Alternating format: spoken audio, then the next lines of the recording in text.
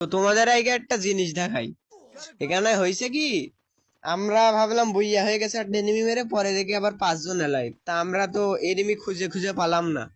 পরে আমার একটা টিমমেট বলছে যে এটা মনে হয় জোন পুষার। আমি বলছি হট মিয়া, আপডেটের পর তো 4টের বেশি সুপার মেডে নেওয়া যায় না, তা কিরাম কে জোন পুষতে হবে? বলছে, আমি ভাবলাম মনে গিলিস টিলিস দিস, তারপরে দেখলাম যে গিলিস তো হওয়ার কথা না, 5 জন অ্যালাইভ দেখাচ্ছে।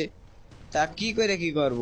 তারপরে আমার একটা টিমমেট বলছে, আমার টিমমেট বলছে কারোর কাছে কি ম্যাক্সিমাম ক্যারেক্টার আছে? আমি বলছি ভাই আমার কাছে তো নাই, আরেকজনের কাছে দেখো। তা ফাইনালি আমাদের ম্যাচে আমাদের এই টিমমেটের কাছে একজনের কাছে ম্যাক্সিমাম ক্যারেক্টার ছিল।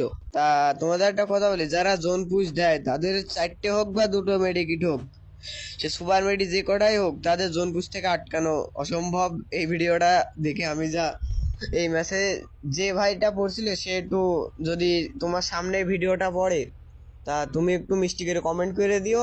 আর যতই বলি, জোন পুষারদের আটকানো যাবে না, যারা লিগালি জোন পুষ দেয় তাদেরকে মনে করো কখনো আটকানো যায় না। তো ভাই তুমি, তোমার সামনে যদি আমার এই ভিডিওটা পড়ে তাহলে তুমি একটা কমেন্ট করে দিও। আর এখনই এত ভালো জোন পুষ দেয়, তাহলে যখন মনে করো 4টের বেশি সুপার মেডি ছিল তাহলে কি হতো? তো ফাইনালি আমাদের ম্যাচটা বইয়া হয়ে যায়।